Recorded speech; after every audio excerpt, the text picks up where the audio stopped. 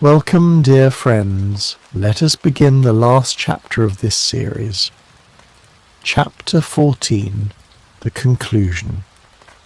We had all been warned to appear before the magistrates upon the Thursday, but when the Thursday came there was no occasion for our testimony.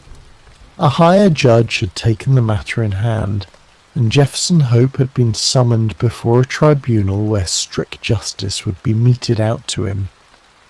On the very night after his capture the aneurysm burst, and he was found in the morning stretched upon the floor of the cell, with a placid smile upon his face, as though he had been able in his dying moments to look back upon a useful life, and on work well done.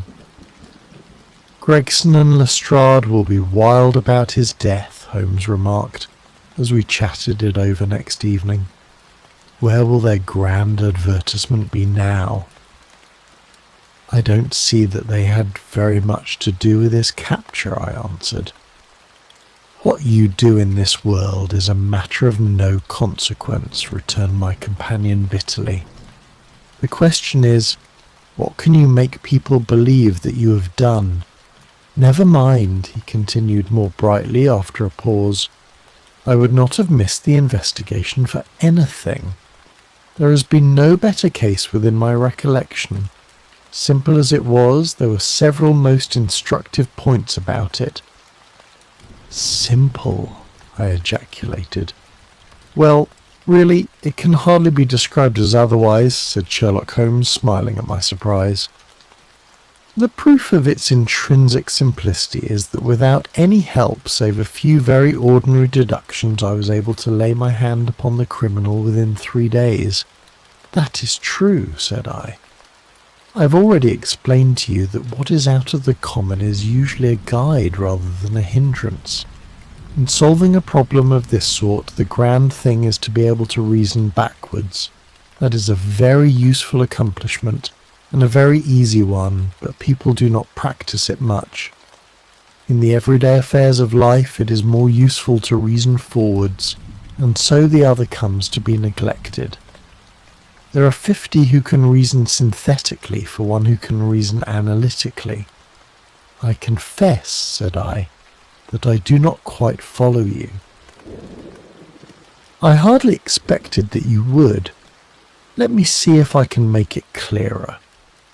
Most people, if you describe a train of events to them, will tell you what the result would be. They can put those events together in their minds and argue from them that something will come to pass. There are few people, however, who, if you told them a result, would be able to evolve from their own inner consciousness what the steps were which led up to that result. This power is what I mean when I talk of reasoning backwards or analytically. I understand, said I. Now this was a case in which you were given the results and had to find everything else for yourself. Now let me endeavour to show you the different steps in my reasoning. To begin at the beginning, I approached the house, as you know, on foot, and with my mind entirely free from all impressions. I naturally began by examining the roadway, and there, as I have already explained to you, I saw clearly the marks of a cab, which I ascertained by inquiry must have been there during the night. I satisfied myself that it was a cab and not a private carriage by the narrow gauge of the wheels. The ordinary London growler is considerably less wide than a gentleman's brougham. This was the first point gained. I then walked slowly down the garden path, which happened to be composed of a clay soil peculiarly suitable for taking impressions. No doubt it appeared to you to be a mere trampled line of slush, but to my trained eyes every mark upon its surface had a meaning. There is no branch of detective science which is so important and so much neglected as the art of tracing footsteps.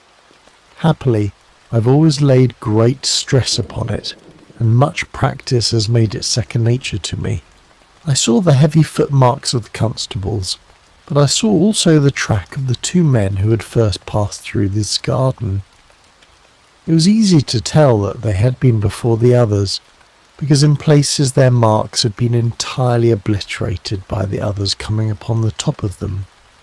In this way my second link was formed, which told me that the nocturnal visitors were 2 in number, one remarkable for his height, as I calculated from the length of his stride, and the other fashionably dressed, to judge from the small and elegant impression left by his boots. On entering the house, this last inference was confirmed. My well-booted man lay before me. The tall one, then, had done the murder, if murder there was. There was no wound upon the dead man's person, but the agitated expression upon his face assured me that he'd foreseen his fate before it came upon him. Men who die from heart disease or any sudden natural cause never by any chance exhibit agitation upon their features. Having sniffed the dead man's lips, I detected a slightly sour smell, and I came to the conclusion that he had had poison forced upon him. Again, I argued that it had been forced upon him from the hatred and fear expressed upon his face. By the method of exclusion, I had arrived at this result, for no other hypothesis would meet the facts. Do not imagine that it was a very unheard of idea. The forcible administration of poison is by no means a new thing in criminal annals. The cases of Dolsky in Odessa and of Leturrier in Montpellier will occur at once to any toxicologist. And now came the great question as to the reason why. Robbery had not been the object of the murder, for nothing was taken. Was it politics then, or was it a woman? That was the question which confronted me. I was inclined from the first to the latter supposition. Political assassins are only too glad to do their work and to fly.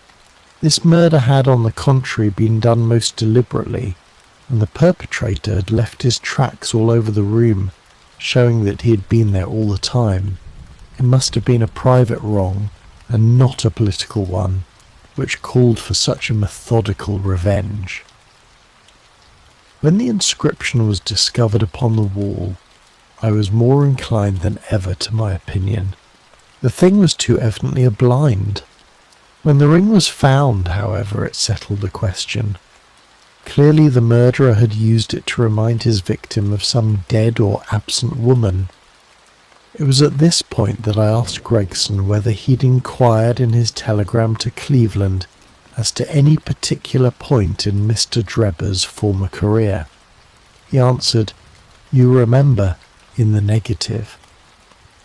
I then proceeded to make a careful examination of the room, which confirmed me in my opinion as to the murderer's height, and furnished me with the additional details as to the Trichinopoly cigar and the length of his nails.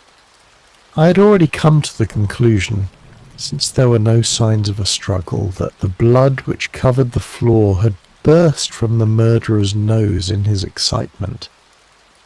I could perceive that the track of blood coincided with the track of his feet.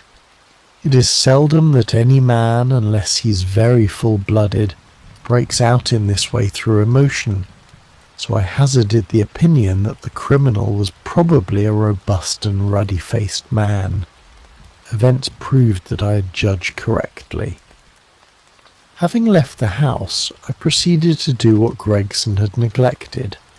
I telegraphed to the head of the police at Cleveland, limiting my inquiry to the circumstances connected with the marriage of Enoch Drebber. The answer was conclusive. It told me that Drebber had already applied for the protection of the law against an old rival in love named Jefferson Hope, and that this same Hope was at present in Europe. I knew now that I held a clue to the mystery in my hand, and all that remained was to secure the murderer. I had already determined in my own mind that the man who had walked into the house with Drebber was none other than the man who had driven the cab. The marks in the road showed me that the horse had wandered on, in a way which would have been impossible had there been anyone in charge of it. Where, then, could the driver be unless he were inside the house? Again, it is absurd to suppose that any sane man would carry out a deliberate crime under the very eyes, as it were, of a third person who was sure to betray him.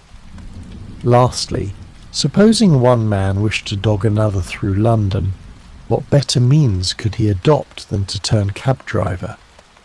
All these considerations led me to the irresistible conclusion that Jefferson Hope was to be found among the Jarvies of the metropolis. If he had been one, there was no reason to believe that he had ceased to be. On the contrary, from his point of view, any sudden chance would be likely to draw attention to himself. He would probably, for a time at least, continue to perform his duties. There was no reason to suppose that he was going under an assumed name. Why should he change his name in a country where no one knew his original one? I therefore organized my street Arab detective corps and sent them systematically to every cab proprietor in London until they ferreted out the man that I wanted. How well they succeeded, and how quickly I took advantage of it, are still fresh in your recollection. The murder of Stangerson was an incident which was entirely unexpected, but which could hardly in any case have been prevented. Through it, as you know, I came into possession of the pills, the existence of which I had already surmised.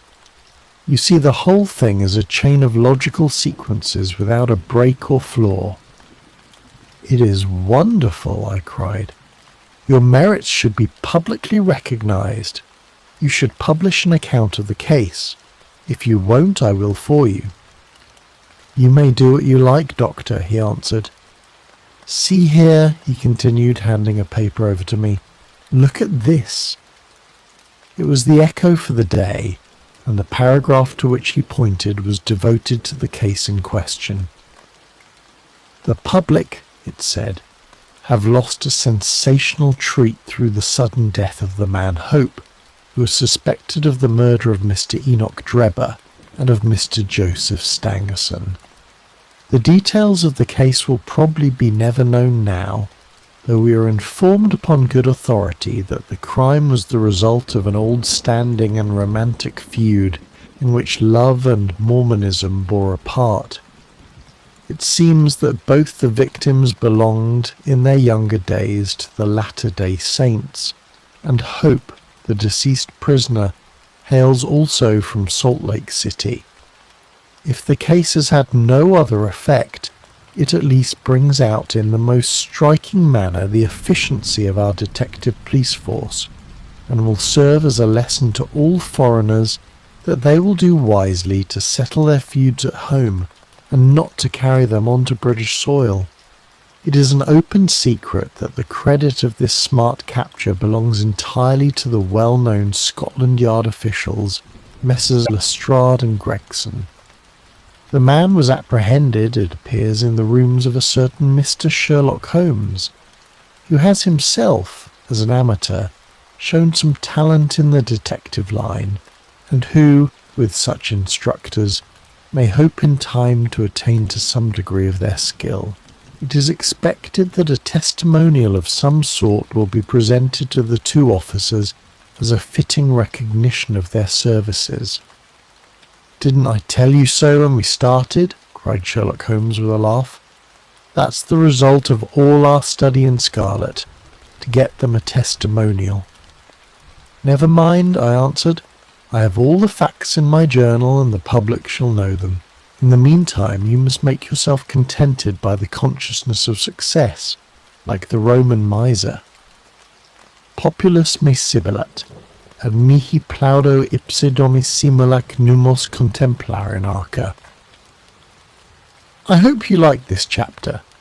Join us in the next video where we embark on a new journey with a new series. Rest well and stay serene. In the meantime, you must make yourself contented by the consciousness of success, like the Roman miser. Populus me sibilat, ad mihi plaudo ipse donis simulac numos contemplare arca. I hope you liked this chapter.